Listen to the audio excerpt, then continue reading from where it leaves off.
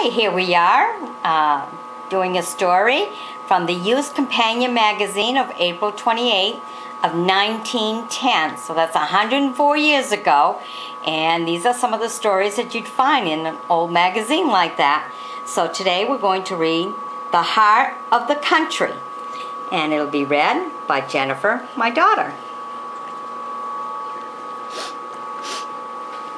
In Turkey, again, it came to the light that where the American traveler went to the coast towns and dealt with a few local merchants as agencies, and as best he could, through local interpreters, European competitors, often with inferior goods, took the camel trails to the very heart of the country, camped down at the fairs and bazaars held in the vast interior at the end of the harvest season, and there took the cream of a traffic which the more superficial salesman had not only overlooked, but would have found utterly out of reach and under any circumstances.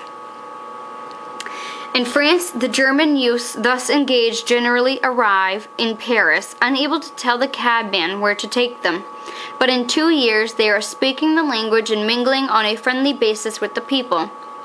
In South America, our new commercial representatives are usually college-trained men and are making it a part of their plan to know and be known by the really best people of the great cities of the other America which they visit.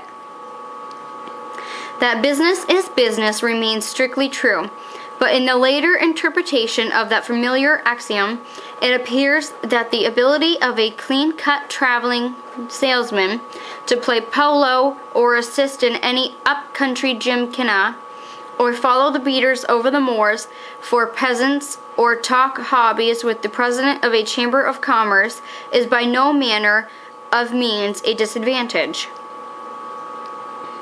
In other words, the modern American exporter is finding it worthwhile to adapt his own methods to those which in the last decade have revolutionized the consular service.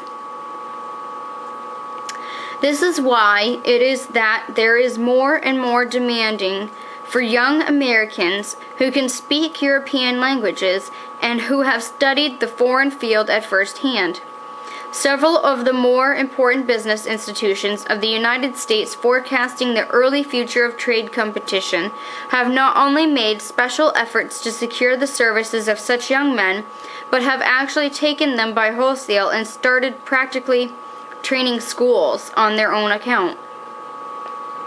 One banking house, which has branches throughout the world, has arranged with the college of which its president is an alumni, to send it 10 or 12 young graduates every year to be entered in the lowest ranks and trained upward through the successful grades. These young fellows, picked men in the best sense of the term, are forming in themselves a court of foreign representatives of whom we are bound to be proud, and who will give their country an important return in improved general business reputation. They are, of course, made to begin on that lowest rung of the long ladder where every wise boy must wish to commence his active career. After a little preliminary training in the drudgery of the home office, they are distributed throughout the world as attaches of the branch banks. Some of them drop out, others are invited out by superior opportunities offered to the trained young men in increasing frequency as he rises above the general level and advances toward a reputation for good work. The rest are promoted for good work, their merits through the grades until they become assistant managers and finally are placed in charge of offices of their own. There you go. Now go ahead and join me as a friend. Be sure to sub me, and we'll bring you some more interesting stories from over 100 years ago from the Youth Companion magazine. Bye-bye now.